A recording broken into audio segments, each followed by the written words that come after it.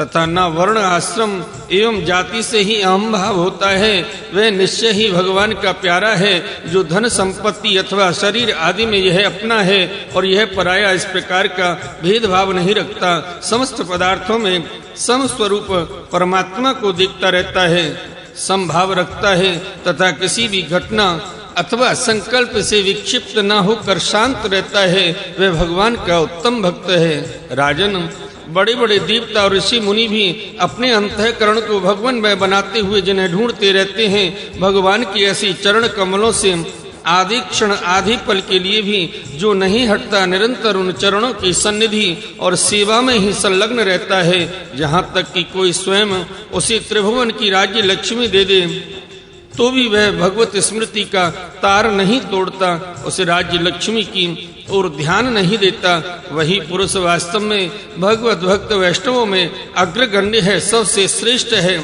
रासलीला के अवसर पर नित्य गति से भांति भांति के पाद विन्यास करने वाले निखिल सौंदर्य माधुर्य नदी भगवान की चरणों की अंगुल नख की मणि चंद्रिका से जिन शरणागत भक्तों के हृदय का विरह जन्य संताप एक बार दूर हो चुका है, उनके हृदय में वह फिर कैसे आ सकता है। जैसी चंद्रोदय होने पर सूर्य का ताप नहीं लग सकता, विवस्था से नामोच्चारण करने पर भी संपूर्ण अघरासी को नष्ट कर देने वाले स्वयं भगवान श्री हरि, जिसके हृदय को क्षण भर के लिए भी नहीं छोड़ते, क्योंकि उसने प्रेम की रस्सी से उनके चरण कमलों को बांध रखा है। वास्तव में ऐसा पुरुष ही भगवान के भक्तों में प्रधान है।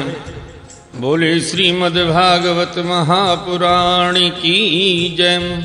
आइए भक्त वृंदो, श्रीमद् भागवत महापुराण के 11 स्कंद के 3 अध्याय माया से पार होने के उपाय तथा ब्रह्म और कर्म योग का निरूपण का प्रसंग श्रवण करते हैं। राजा निमि ने पूछा, भगवान सर्वशक्तिमान परम कारण विष्णु भगवान की माया बड़े बड़े मायावियों को विमोहित कर देती है, उसे कोई पहचान नहीं पाता, और आप कहते हैं कि भक्त उसे देखा करता है।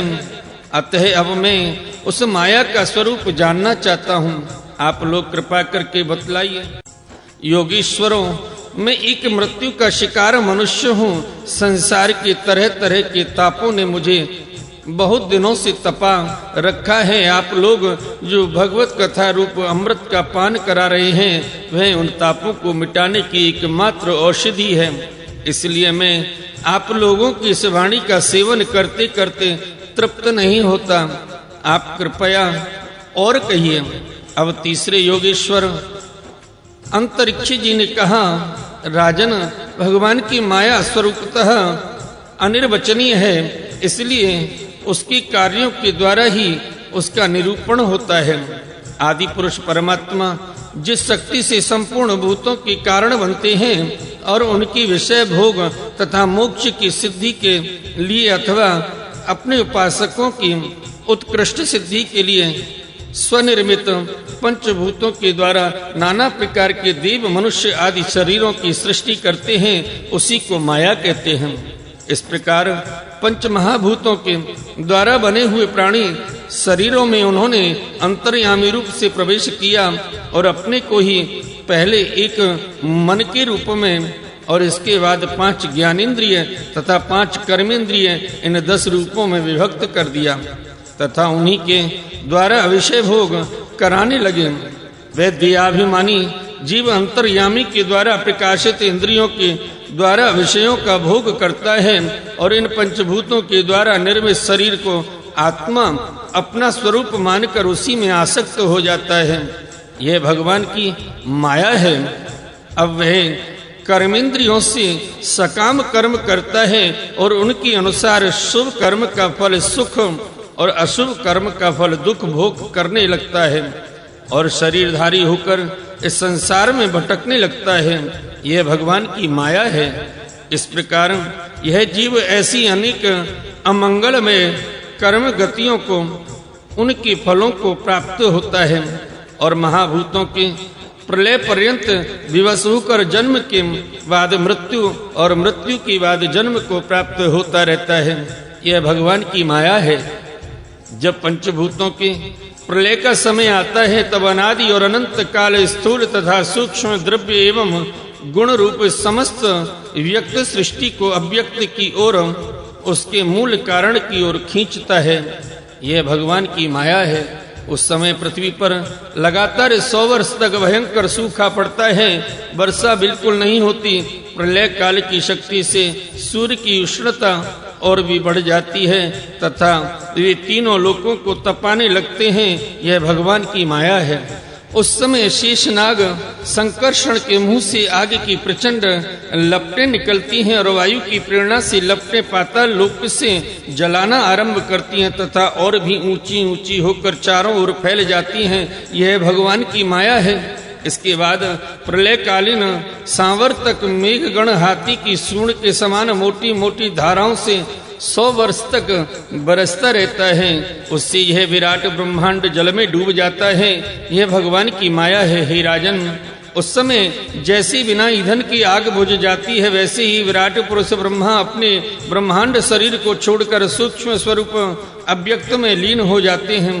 यह भगवान की माया है। वायु पृथ्वी की गंध खींच लेती है, जिससे वह जल के रूप में हो जाती है, और जब वही वायु जल के रस को खींच लेती है तब वह जल अपना कारण अग्नि बन जाता है। यह भगवान की माया है। जब अंधकार अग्नि का रूप छीन लेता है तब वह अग्नि वायु में लीन हो जाती है, और जब अवकाश रूप आकाश वायु की स्पर्श शक्ति छीन लेता है तब वह आकाश में लीन हो जाता है। यह भगवान की माया है। राजन, तदंतर काल रूप ईश्वर आकाश के शब्द गुण को हरण कर लेता है, जिससे वह तामस अहंकार में लीन हो जाता है। इंद्रियां और बुद्धि राजस अहंकार में लीन हो जाती हैं। मन सात्विक अहंकार से उत्पन्न देवताओं के साथ सात्विक अहंकार में प्रवेश कर जाता है तथा अपने 3 प्रकार के कार्यों के साथ अहंकार महत्त्व में लीन हो जाता है। महत्त्व प्रकृति में और प्रकृति ब्रह्म में लीन होती है। फिर इसी के उल्टे क्रम से सृष्टि होती है। यह भगवान की माया है। यह सृष्टि, स्थिति और संहार करने वाली त्रिगुणमयी माया है। इसका हमने आपसे वर्णन किया। अब आप और क्या सुनना चाहते हैं? राजा निमि ने पूछा, महर्षि जी, इस भगवान की माया को पार करना उन लोगों के लिए तो बहुत ही कठिन है जो अपने मन को वश में नहीं कर पाए हैं। अब आप कृपा करके यह बताइए कि जो लोग शरीर आदि में आत्मबुद्धि रखते हैं तथा जिनकी समझ मोटी है, वे भी अनायास ही इसे कैसे पारस कर सकते हैं? अब चौथे योगीश्वर प्रबुद्ध जी बोले, हे राजन, स्त्री पुरुष संबंध आदि बंधनों में बंधे हुए संसारी मनुष्य सुख की प्राप्ति और दुख की निवृत्ति के लिए बड़े बड़े कर्म करते रहते हैं। जो पुरुष माया के पार जाना चाहता है उसको विचार करना चाहिए कि उनकी कर्मों का फल किस प्रकार विपरीत हो जाता है। वे सुख के बदले दुख पाते हैं और दुख निवृत्ति के स्थान पर दिनों दिन दुख बढ़ता ही जाता है। एक धन को ही लो, इससे दिन पर दिन दुख बढ़ता ही है। इसको पाना भी कठिन है और यदि किसी प्रकार मिल जाए तो आत्मा के लिए तो यह मृत्यु रूपी ही है। जो इसकी उलझनों में पड़ जाता है वह अपने आप को भूल जाता है। इसी प्रकार घर, पुत्र, स्वजन संबंधी, पशुधन आदि भी अनित्य और नाशवान ही हैं। यदि कोई इन्हें जुटा भी ले तो इनको क्या सुख शांति मिल सकती है? इसी प्रकार जो मनुष्य माया से पार जाना चाहता है उसे यह भी समझ लेना चाहिए कि मरने के बाद प्राप्त होने वाले लोक परलोक भी ऐसे ही नाशवान हैं, क्योंकि इस लोक की वस्तुओं के समान वे भी कुछ सीमित कर्मों के सीमित फल मात्र हैं।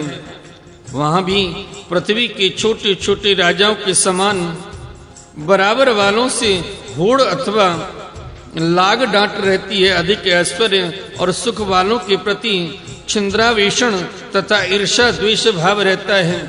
कम सुख और ऐश्वर्य वालों के प्रति घृणा रहती है। एवं कर्मों का फल पूरा हो जाने पर वहां से पतन तो होता ही है, उसका नाश निश्चित है। नाश का भय वहां भी नहीं छूट पाता। इसलिए जो परम कल्याण का जिज्ञासु हो उसे गुरुदेव की शरण लेनी चाहिए। गुरुदेव ऐसे हों जो शब्द ब्रह्म वेदों के पारदर्शी विद्वान हों, जिससे वे ठीक ठीक समझा सकें और साथ ही परम ब्रह्म में परनिष्ठित तत्व ज्ञानी भी हों, ताकि अपने अनुभव के द्वारा प्राप्त हुई रहस्य की बातों को बता सकें। उनका चित्त शांत हो, व्यवहार के प्रपंच में विशेष प्रवृत्त न हो।